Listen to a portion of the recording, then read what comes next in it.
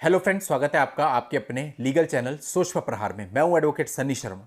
दोस्तों, हस्बैंड यानी कि एक ऐसा व्यक्ति जो कि अधिकतर निरंतर प्रताड़ित होता है और प्रताड़ित होने के बाद उसके लिए कोई ऐसा विशेष कानून भी नहीं है जिसमें जाके वो सुरक्षा ले सके।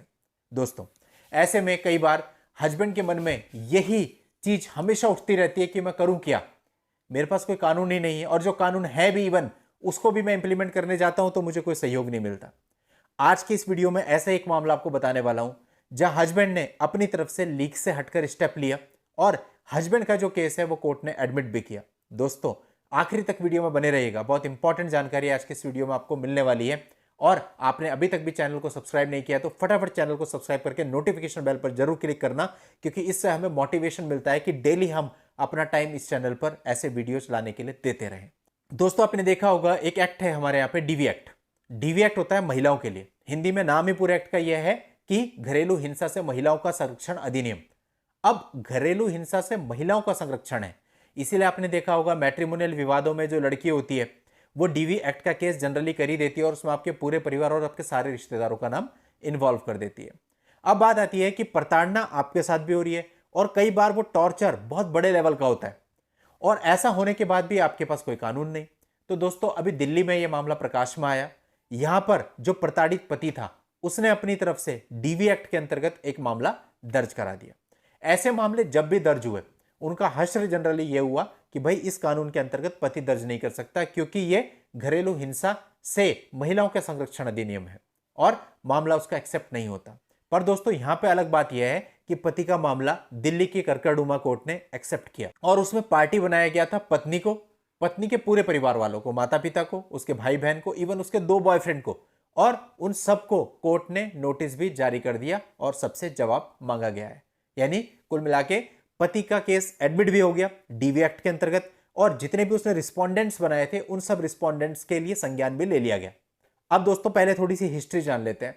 जो यहां पे हस्बैंड है उसकी शादी 2008 में हुई थी, 2 बच्चे थे और उसका आरोप यह था कि जो उसकी पत्नी है शादी के बाद से उसका नेचर धौंस जमाने वाला था और वो लग्जरी जीवन जीना पसंद करती थी। इसके अलावा उसने अपने पत्नी पर एक बहुत ही गंभीर आरोप लगाया था कि 52 लोगों के साथ वो अडल्ट्री में है, 52 लोगों के साथ, जिनमें से 2 लोगों को पार्टी बनाया और इसका कारण यह बताया गया कि केवल 2 ही लोगों के पते और फोन नंबर हमारे पास अवेलेबल है, बाकी जितने लोग हैं उनके साथ केवल चैटिंग और कॉल रिकॉर्डिंग है, इसलिए हम उनको पार्टी नहीं बना पाए, केवल 2 लोगों को ही पार्टी बनाया। अब दोस्तों, जो वकील साहब थे उन्होंने यहां पर यह आर्ग्यू किया जब उनसे कहा गया कि भाई ये जो अधिनियम है ये तो केवल महिलाओं को प्रोटेक्शन देता है, तो इसमें आप हस्बैंड के लिए प्रोटेक्शन कैसे मांग सकते हो। तो उन्होंने कहा कि 2017 में कर्नाटका हाईकोर्ट में एक मामला आया था जहां पर कर्नाटका हाईकोर्ट ने कहा था कि जो महिलाएं इस अधिनियम के अंतर्गत संरक्षण लेती हैं, इसी प्रकार से यदि कोई पति है और उसके साथ भी घरेलू हिंसा हो रही है तो वो भी इस अधिनियम के अंतर्गत संरक्षण ले सकता है, वाद दर्ज कर सकता है। और दोस्तों, सीधी सी बात है, पति है, पति पत्नी से मेंटेनेंस तो मांगेगा नहीं, तो जनरली जो इस केस में रिलीफ होगा, हालांकि मैंने पिटीशन नहीं पढ़ी है बट जो थोड़ा सा सार मुझे पता चला न्यूज़पेपर से कि उन्होंने एक तो प्रोटेक्शन ऑर्डर उसके लिए मांगा है हस्बैंड के लिए और सेकंड कंपनसेशन मांगा है। अब ये 2 चीजें मांगी गई हैं। अब देखिए, यहां तक तो ये बहुत पॉजिटिव चीज है कि हस्बैंड की तरफ से केस एडमिट होना, ऐसे फिर सारे रिस्पॉन्डेंट को नोटिस इशू हो जाना थोड़ा सा डिफरेंट है। देश बदल रहा है, बदलना चाहिए, क्योंकि ये चीजें बहुत लगातार बढ़ती चली जा रही हैं। लेकिन दोस्तों, इसके साथ साथ एक और चीज है, इसका रिजल्ट क्या होगा। क्योंकि मान लेते हैं चलो ये केस ट्रायल चला भी, पत्नी आई, वो लोग आए और ये ट्रायल चला भी, उन्होंने अपना जवाब सबमिट किया, जवाब में उन्होंने एलिगेशंस को अपने नकार दिया, जो कुछ भी हुआ, लेकिन उसके बाद जब ऑर्डर होगा, मान लेते हैं पति के फेवर में ये सब चीजें रही और प्रोटेक्शन ऑर्डर ग्रांट भी हो गया, तो क्या ऑर्डर होगा। यही तो ऑर्डर होगा कि आगे से आप इसके साथ कोई प्रताड़ना नहीं करेंगी। और अब बात पकड़ लेते हैं कंपनसेशन की। कंपनसेशन का क्या ऑर्डर होगा। कंपनसेशन जनरली पति को ग्रांट नहीं किया जाएगा या बहुत ही मेगर अमाउंट ग्रांट की जाएगी। इवन महिला को भी बहुत ही थोड़ी सी अमाउंट ग्रांट की जाती है, भले वो 50 लाख डिमांड कर रही है। तो यानी कुल मिला के अगर हम एज ए रिलीफ देखें तो मुझे, मेरी ओपिनियन में, बाकी तो आगे जो मामला होगा उसमें देखा जाएगा, मेरी ओपिनियन में मुझे ऐसा लगता है कि रिलीफ में तो कुछ खास नहीं।